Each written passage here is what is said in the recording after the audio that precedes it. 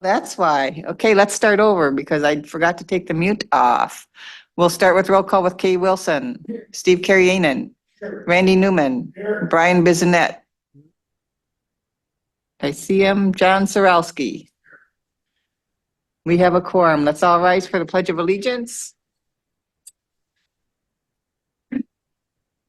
I pledge allegiance to the flag of the United States of America and to the republic for which it stands, one nation, under God, indivisible, with liberty and justice for all.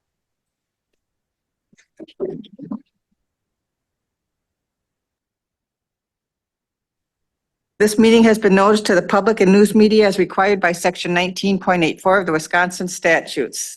We'll begin this morning by having elections.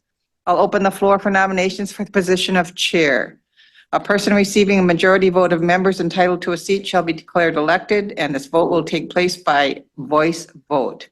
If no majority is reached, balloting shall continue including all nominees until a majority is reached. Once the candidates have been nominated, they will be afforded the opportunity for a 3-minute speech to their constituents. At this time, I will open the floor for nominations for the position of chair. Do I have any nominations? I nominate John Sarowski. Second call for nominations for the position of chair. Third call for nominations for the position of chair. Hearing none, we will call for a unanimous vote for John Sarowski as chair. All in favor say aye. Aye. Opposed? Motion carries. Congratulations. We'll move on to the position of vice chair. Do I have any nominations for the position of vice chair? I'll nominate Steve Carrienan. Right. Do we have a second nomination for the position of vice chair? Third and last call for position of vice chair. Hearing none, we'll close the floor and call for a voice vote for Steve Carrienan as vice chair. All in favor say aye. Aye. Second, all opposed? Say, okay, we have a chair and vice chair. Congratulations. Next month, we'll have all the nameplates in order. And Mr. Chair, you can take over the rest of the meeting. Hopefully everybody can hear me. I'm not real good at this, so you'll have to bear with me. Number 6 is public comments. At this time, members of the public will be given the opportunity to address the committee. Please adhere to the following when addressing the committee. Comments will be limited to 3 minutes or less per individual, and they will be directed to the committee as a whole and not to individual committee members. Are there any public comments? Okay, we'll go off to number 7. Consider approval of the minutes from a previous meeting. I would take motion to consider the last minutes. I'll make a motion to approve the minutes from 4/10/24. Motion made I'll second it. and seconded.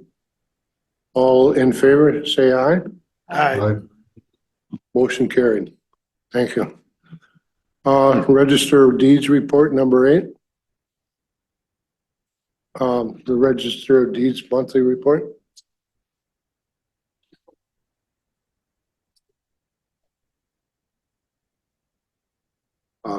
If there's any questions on the monthly report? Anybody? I just like to add that in April I filed my non-candidacy paper, so I will not be seeking another term as Register of Deeds. We'll have somebody new come January 6th. Okay. Then best of luck to you. Thank you for all your years of hard work. Thank you. Scott, a question of the Register of Deeds. Yes. Do you just want to give us an idea of the numbers that the real estate market was pretty hot and heavy a few years ago, and it's where we at? They're down. They've come up a little bit this last month. I'm sorry. I thought I had a loud enough voice. Brian Bisonet. Oh, yes, they've been down, but they have come up. You know, there's been a few closings. There's just not much real estate to sell. Interest rates are high, so nobody's refinancing. Births and deaths are keeping us alive.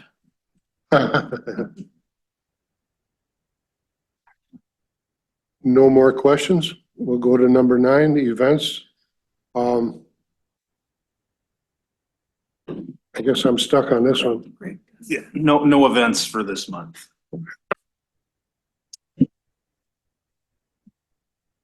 Then we go to number 10. Land Records and County Surveyor Department report.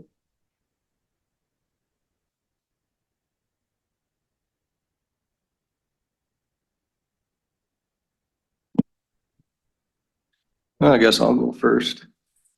My name is Chris Gregory. I'm the county surveyor. I took over almost exactly a year ago for Dan Pluger. Andy asked me to put together a little bit about what we do and why we're here. So I'm a department of 2, me and a survey technician, Ryan Cook. I'm a statutory office. Chapter 5945 lays out basically what we're supposed to do. I can perform surveys for the county. I am the custodian with Land Records of all the maps of survey that come in. I'm supposed to file them, make them available to the public. Certified survey maps and plats are recorded in the Register of Deeds, and there's a review process for them before they get recorded. So I perform those technical reviews on those maps before they get sent on to be recorded. Any parcel created under Sawyer County's subdivision ordinance that's under 19 acres needs a CSM or a plat. So it isn't always necessarily new lots that are being created. People are reconfiguring lots to maximize what they can do with them. So there's a lot of maps come through our office. I typically see anywhere from 4 to this month I reviewed 16 CSMs. We've been working the last few years on maintaining online records so that people don't have to actually come here to get maps of surveys. We field quite a few calls from the public, just general questions. How do I find my coroners? How do I get a hold of a surveyor? We take care of maintenance on GPS control monuments around the county, keep them brushed out. We assist Land Records with collecting coordinates to tighten up their parcel mapping. We install the fire number signs in the field. And probably our primary purpose is taking care of section corners, quarter corners, all the corners of the public land survey that were set back in between 1848 and 1857. Most of those were originally marked with wood posts, and they set over 4,700 of them in our county. The ones that are closer to civilization have been maintained throughout the years, but the further out away from town you get, the longer it's been since anybody's done anything with them. So we spend a lot of time trying to fill in these blank areas in the county where we just don't have anything. We also spend a lot of time on maintenance, taking care of corners before they get torn out in road construction. And right now we're at roughly 83% of the corners in the county we know we have some kind of monument at. And 17% we either haven't been there yet or we know there's nothing there. So we try to prioritize preserving the corners that we do know we have. If we know they're going to get torn out, we prioritize that. If a surveyor is working in a particular area and they need a corner put back in, we try to prioritize that sort of work. And as we go, we're collecting GPS coordinates on them so our GIS and land records can make their parcel mapping more accurate. We also, for every corner, we prepare a monument record for what we did there. And we maintain an online database for that as well. We visit about 130 corners a year in various, either we're setting them, restoring them, or doing maintenance on them. And we try to coordinate with the townships before they tear up roads and try to get there before they do. So that's pretty much all I got. My reports are generally pretty dry, so I'm usually not here. Just curious, of the 783 lost or not yet recovered, do you have a plan for working through it, them over time? We're trying to take townships at a time. We, the last few years, had some grant money available to get some of the township lines put in that we contracted out. So now we have the exterior frameworks of some of these townships. So now we can go inside and start getting them back in. I just finished Township 37-5 in winter. We worked all winter long on that, putting those corners back in. Good. Thanks. When you find a corner that's not staked, what do you do with it then? First, we turn to what we have for records and see if anybody's measured to them in the past. We try to honor what's been done in the past. If we simply have nothing, there's a legal prescribed method of how to recover that corner, which corners to measure back in from. But we always try to honor what's been done before we got there, before we just mathematically put one in. And if you have like a section marker where there isn't a marker, do you put what do you put in? We're putting usually an aluminum monument or a rebar with an aluminum cap I on it. remember seeing the old 6x6 posts and Yep, put the consolidated. points Used to the to top and, put a lot of those in. yeah. Okay, any questions for Chris? All right, well, to continue with the land records report, Okay. land records survey report. Kimberly Went works in her office remotely. She provides a written report every month based on our real property lister, stuff basically. The real property lister takes documents recorded in the Register of Deeds and follows through with either transferring or splitting, doing whatever those documents, are pertaining to when it comes to land ownership. So the real property lister's office has been working on border review, sort of stuff with the assessors, their print rolls and balancing those rolls with assessors. This year, we've got a little bit of extra going on where personal property tax was discontinued at the end of 2023. So we're sussing through some different numbers this time around. Shouldn't have to worry about that too much going forward. 15 out of the 21 municipalities have set dates and times for open book and board of review. And we have 4 reevaluations going on this year. So the other component of the land records office is GIS. And I just wanted to briefly cover, what that pertains to if the new board members aren't entirely familiar. GIS stands for Geographic Information Systems. So what that means is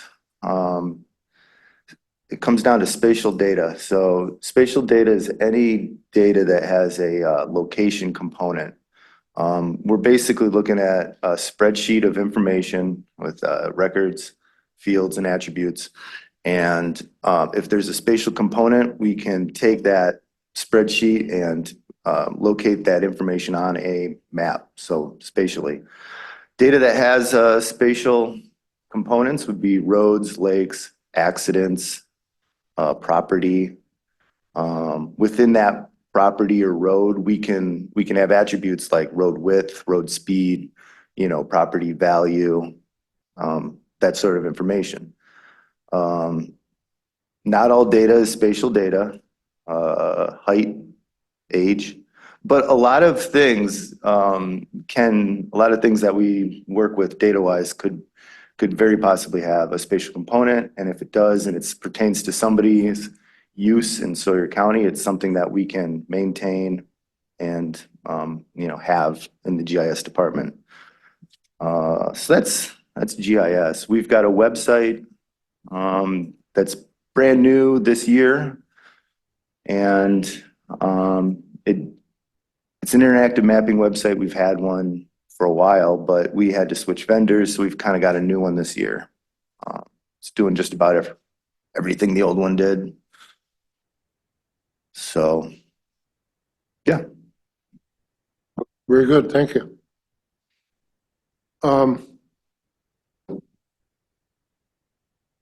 Number 11. The Sawyer County Forestry Department. A recreational trails report.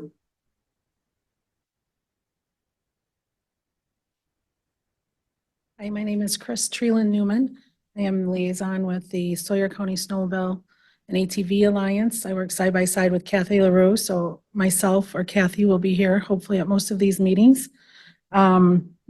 First, I'd like to just welcome all the new members on behalf of the Alliance, and thank you to all of the past members for being here.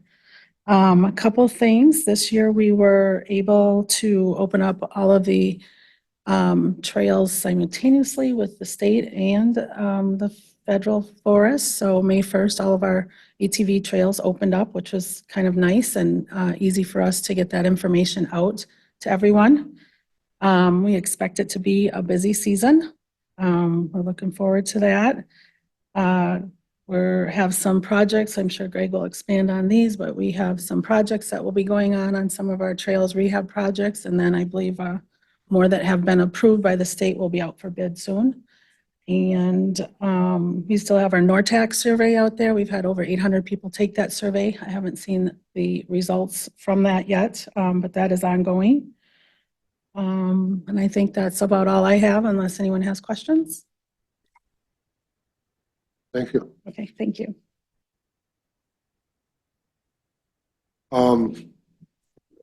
Anything on non-motorized? So we go off to 11B, County Forestry Report, April 24th. Yep. Okay, I don't have a department overview for you this month. I'll have a kind of a formal document for next month, but just real quick, for April, we did have 4 sales listed as active. Total timber sale value sold and uncut on file is just shy of 3.5 million. With approval of our timber sale bid coming up here, that'll be another 1.5 million on top of that. Revenue for the month for April, we did have 180,000 in timber sale revenue. Our year to date is just shy of 1.2 million. We do have $170,000 of stumpage billed out right now. Sale inspections are on target for the level of activity. No new tracks were turned in for establishment as we're just kind of recovering from our spring bid opening right now. Recon acres, we are on target for the year. We are still moving ahead with the Good Neighbor Authority project on the National Forest.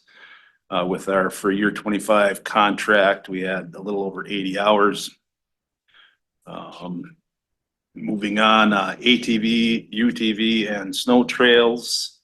As Chris stated, we did have an early opening on May 1st. Conditions were conducive and it was nice this year. We were able to coordinate with our 2 other major land owners, land managers with the rec trail. So we could simplify that process for the users this year. We do have an active rehab project that's been on hold since basically when road bans went on, Trail 5 rehab project. We've got a few miles of that left to do. Just waiting to hear from the contractor when he's going to resume that project. We did submit all of our ATV, UTV, and snowmobile grant applications on April 15th. So aside from our normal maintenance for snowmobile, summer ATV, UTV, and winter ATV, we did have 7 special grant projects that are listed here that we applied for. We also had an additional 18.4 miles of new ATV, UTV summer trails to apply for as well. We typically won't hear on these probably till July. The Off-Road Vehicle Council has a meeting to go through a tentative approval of our grant projects. So July and August, we usually find out where we sit on those projects. And we do have 4 approved grant projects that we will be putting out for bid hopefully this week. So we will have information on that coming up as well. Other than that, there's no new information on carbon credit. I haven't heard back from ANU yet for their site visits for our carbon numbers, but it could be next week, it could be the week after, so I'll keep you posted there. So other than that, any questions on the monthly report?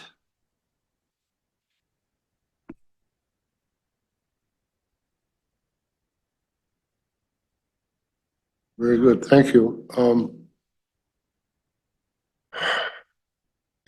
Brings us down to C. We've got the spring timber sale bids. Oh, I'm sorry. Yep. So on Friday, April 26th, we did have our spring timber sale bid. We offered 26 tracks. We sold 20 of the 26 for a total sold value of just over 1.5 million. It was a pretty good bid opening for us. The attached summary sheet, we did have a significant uptick in most of our products from our fall bid, which was a pretty depressing bid opening. So things are back on track, it looks like. We did have 3 new bidders that were high bids on sales. They're known contractors. They're just new to Sawyer County. So other than that, I would suggest approval of the high bids on the timber sale bid result sheet.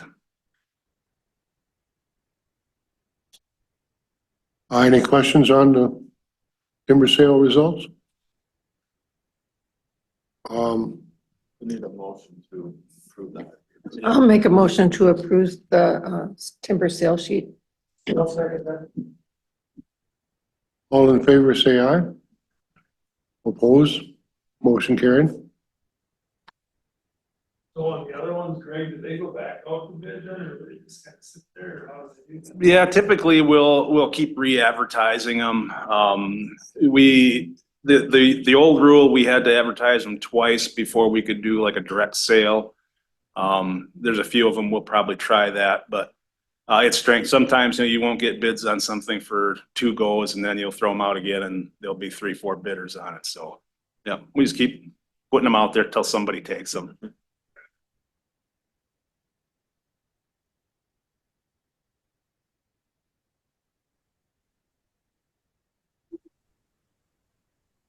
Okay, now. See.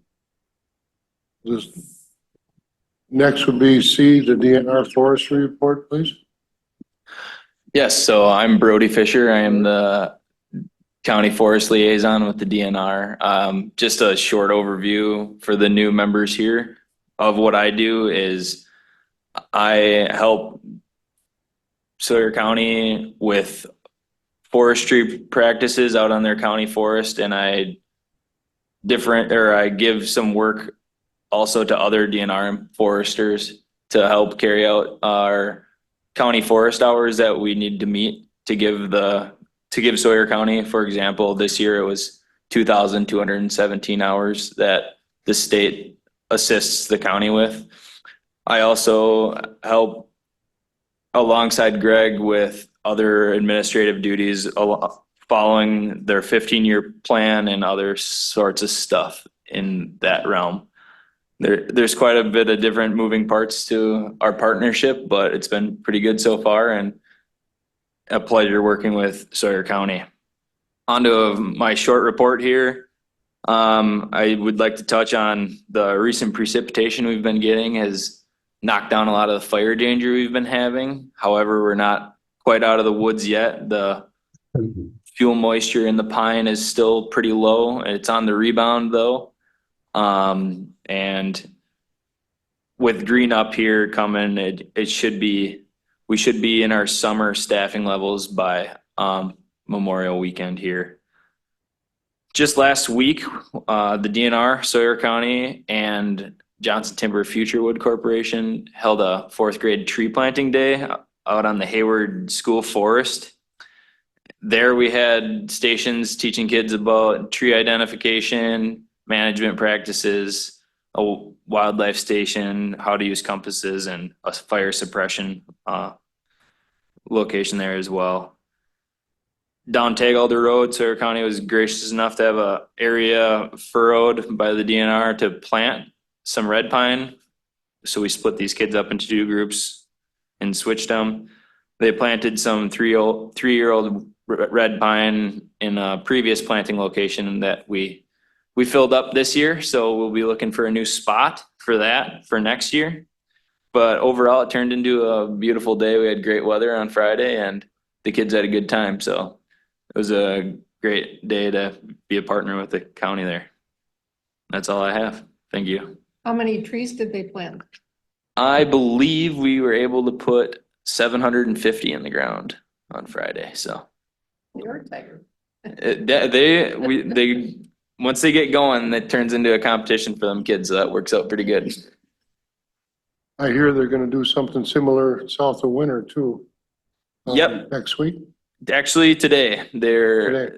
they're gonna be down Haystack Road, I believe. Yeah. I will be heading down there just after this to help Holly Schilke, our forester ranger out of the winter office, and Eric Schilke, the Sawyer County forester here, with that project and be doing a similar occasion there for the winter school.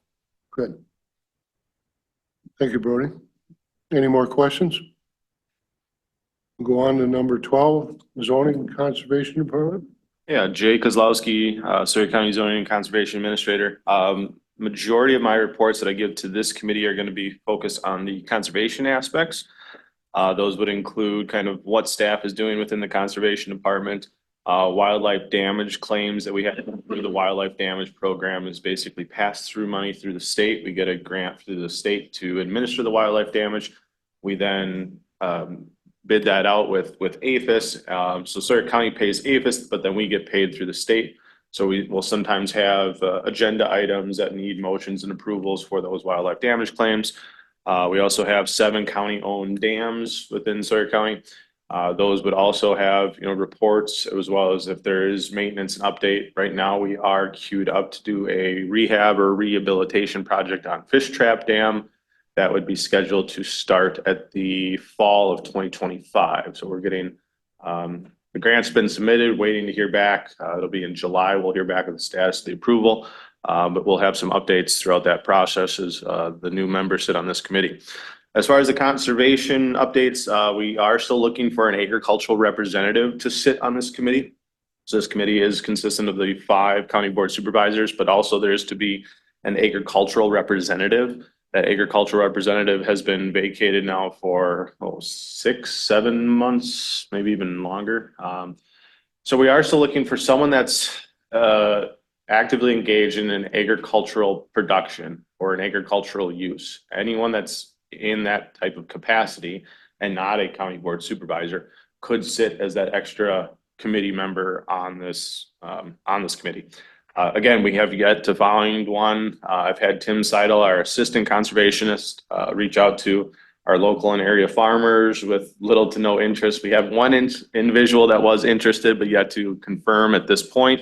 But if any of these committee members have other suggestions or know of anyone engaged in an agricultural production that wants to sit on this committee, please get a hold of me, Tim, or even Andy. We sent it out in the paper for 2 consecutive weeks a couple months ago and still have not heard anything back on that. So we are still 1 short. We did our county tree sale. That was concluded last month. We sold over 2,000 trees this year to 40 different area property owners. This is an annual thing that we do. We get a tree packet supplied by the fall of every year. And then people are able to secure those purchases of trees online. And then come May, April, depending on weather, we end up, giving those trees back out to the property owners. We generally don't make money. This isn't a money-making opportunity. It's a way to get inexpensive trees into the hands of property owners that want to plant additional trees on their property. So we are continuing to monitor the water levels on the 7 county-owned dams, especially with the recent rainfall we've had. We've had to open up some gates and let some additional water downstream. We did have staff attend the DNR Brownfield meeting last month. Brownfield sites are abandoned commercial or industrial properties where there is a potential or actual contamination. The county has done remedies or remediations on several of these properties in the past. But currently there's still 1 open case in which the county owns property, which is located at the Ackley Amico site in Winter. I've started conversations with the county administrator about possible steps to close this case out, as well as the DNR as to how we get that one off of our books and close it. The easiest way is what we've been told by the DNR is to pave that area with blacktop and turn it into a parking lot. At that point, you wouldn't have additional water infiltrate into the soil that would potentially spread the contamination. So basically you're capping it with blacktop to eliminate the spread. Is that the area that's directly in back of the dollar store that just closed? Yes. Okay. Yep. Where Yeah, so that one is owned by the county. Again, the easiest way would be for the county to go in there, and whether there's some type of joint type of allocation of funds with, I know the depot, the Winter Depot was interested, or Friends of Tuscobia were interested in it. But that would be one that we would like to eventually close out here in the near future. The highway commissioner was down there on Monday. I asked him to go look at the site and give us a dollar amount on what it would cost to put blacktop. It is on a little bit of a hillside, so yeah, it is. Yeah. to make the blacktop just not look like a couple thousand feet of blacktop, we talked about lowering it so it would look like parking for ATVs coming off the Tuscobia. It's reasonably close to the information center, so Yep, it's on the Could other be- side of the trail. could be usable, yeah. Yep. And if and when the county was able to do that, we then could sell that property to those that would be interested. So I don't know if the town of Winter Chair wants to potentially start up any conversations with anyone that might be interested in it after it's Does remediated. anybody know who that guy is? Ultimately, we do have one other site. I don't know if we want to bring it up now or not. It's not something that's owned by the county, but there is another, and this was some of the confusion when trying to close these sites out in the past. There's actually another Ackley Amico site located in Coudray. That one is not owned by the county. The previous owner is deceased, so there is no kind of next of kin type of procedure. The county, it is on delinquent taxes. And we've urged the county not to take it back on delinquent taxes because there is a contamination on that property. This is one that the DNR has flagged that there is a spread of contamination. It's actually showing up in neighboring wells in the area. This would be one where if the county was to take it back and try to do a remediation project, I mean, you're in the upper 6 figures trying to remediate that site. So that'll be an interesting one. I'm going to try to communicate back with DNR is, what other steps can we do to get this thing cleaned up? I mean, the county necessarily isn't in the best financial situation to throw $1 million at the site. Yeah. You'd hope that there'd be some additional state funding that could potentially help with the remediation there. But if there's any additional questions on that from the committee, we can certainly go over that and pull up the books on that one as well. So conservation staff has also been assisting property owners with shoreline erosion projects, ice ridge repair. We've had quite a bit of calls on ice ridges this year with the early thaw. That ice never really had a time to melt. It actually cracked up. And then when you get wind and you get these big sheets of ice, you get that pushing of the sand up. So we've had a lot of calls and property owners wanting to basically smooth that sand level back out, which DNR and the county does allow for newly created ice ridges. We are also starting to raise beetles. for purple loosestrife control. So we're actually growing purple loosestrife in a controlled area to hatch additional beetles, then to eliminate that purple loosestrife so it doesn't spread to other areas, but then to take those beetles to other infested areas that we have. Those purple loosestrife beetles are one of our best controls for that invasive species. That'll be then, those beetles will be released then later this summer. With that, if there's any additional questions, that is my conservation report. Jay, I had a question on the ice ridge repairs. Mhm. Does a person have to apply to the Conservation Department to be able to do this Yeah, so. project? Yep, and that's a good question. So we do allow without permit hand removal of newly created ice ridges. Right. And depending on the severity of it, some people do end up going the hand removal route. You know, they get a crew of 4 or 5 people out there and shovel those and they just kind of smooth the ice ridge out. If you're needing to use machinery such as a skid steer or something like that, that does require a shoreline, we call it a shoreline alteration permit. It's a $75 permit, but that would also include for our staff time going out there and helping them try to envision what this is going to have to look like. It's not necessarily just pulling the material back and smoothing it out. It's also pulling that material back and getting additional plantings in that area with native species of plants. One of the reasons why these ice ridges sometimes, do a considerable amount of damage is because they don't have a strong root base in place. They don't have that native root base that's sometimes 12 to 18 inches deep that's actually holding that material in. And that's why you're getting these big pushes up. Now, right ice conditions, right wind conditions, Mother Nature, you're not going to stop. I mean, you could have a steel plate in there and it's going to throw it like a tin can. But so that we do require permits if you are having to use heavy machinery to fix those bridges. So a person should call the department and find out what they should do. Yes. Yeah, they should contact the Conservation Department.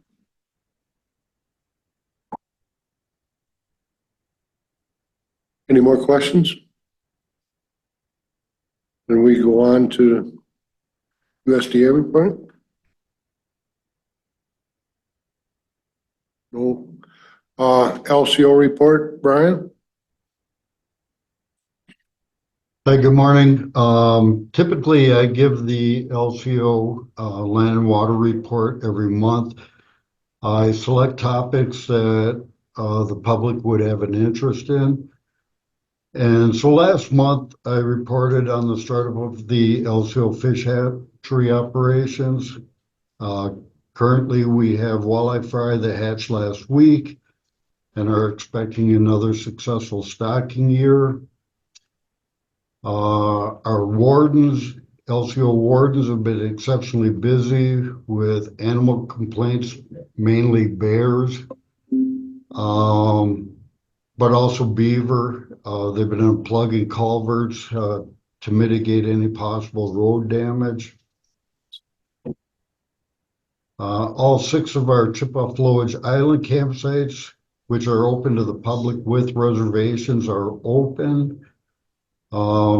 Typically we offer these, you can get a reservation through lcocamping.com.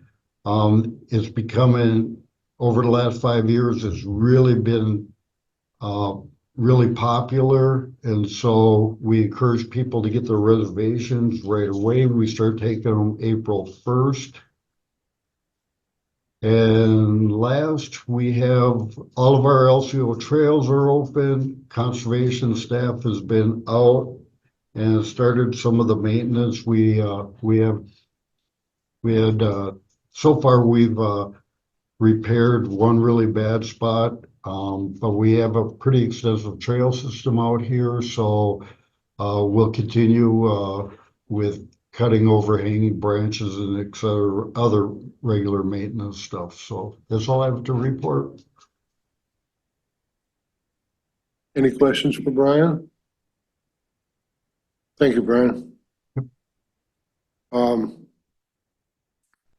Future agenda items. Have anybody got a list? Okay. Correspondence reports from conferences and meetings. Wisconsin Lakes and River Convention report. Yes, we had a conservation staff member, Natalie Erler, attend the 46th Annual Wisconsin Lakes and Rivers Convention that was held in Stevens Point. I had her kind of put a little summary together of that report. I myself was not at that. I don't know if you want me to just read her notes, but it's there as part of the record for her kind of conference update there. Okay, any questions? Then it looks like we're taking motion to adjourn. No, what do you? You could just call it adjourned. Okay, this meeting is adjourned then. Thank you.